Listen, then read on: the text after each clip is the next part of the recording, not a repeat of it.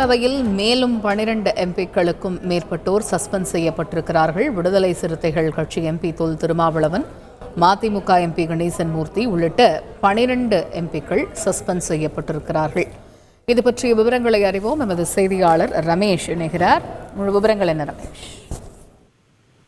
வணக்கம். நாடாளுமன்றத்தில் கடந்த வாரம் நடைபெற்ற பாதுகாப்பு குளறுபடி சம்பவத்தை முன்வைத்தும் எம்பிக்கள் சஸ்பெண்ட் நடவடிக்கையை கண்டித்தும் எதிர்க்கட்சி உறுப்பினர்கள் மக்களவையிலே தொடர்ச்சியாக இன்று முழக்கங்களை எழுப்பினர்.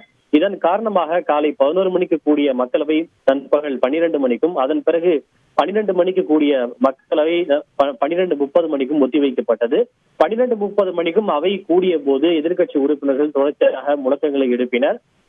இன்று காலையிலேயே எதிர்க்கட்சி உறுப்பினர்கள் பதாகைகளை ஏந்தி முழக்கங்களை எழுப்பிய போது அவைத்தலைவர் சபாநாயகர் எச்சரிக்கை விடுத்தார். இது போன்று பதாகைகளை எல்லாம் கொண்டு வரக்கூடாது, இது அவையினுடைய விதிகளை மீறிய செயல் என்று. அதன் பிறகும் இது போன்ற நிகழ்வுகள் தொடர்ந்தன. இந்நிலையில் தான் அவையினுடைய நடவடிக்கைகளுக்கு இடையூறு ஏற்படுத்தும் வகையில் நடந்து கொண்ட சில உறுப்பினர்களின் பெயர்களை குறித்துக் கொள்ள அவைத்தலைவர் ராஜேந்திர அகர்வால் உத்தரவு பிறப்பித்தார்.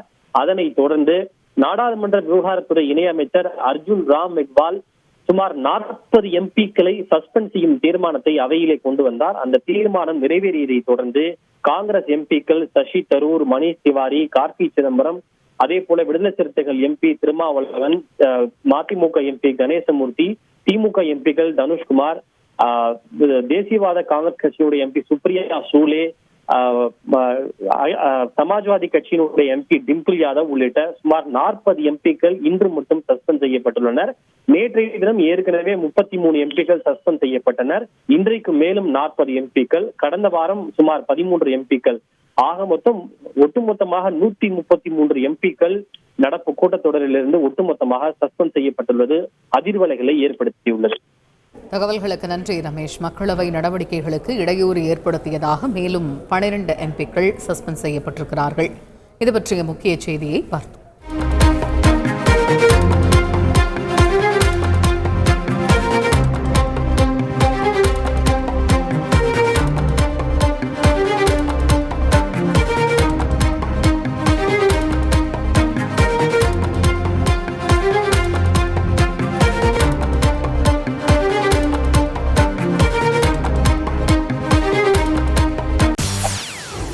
செய்திகளை உடனுக்குடன் தெரிந்து கொள்ள உடனே சப்ஸ்கிரைப் பண்ணுங்க.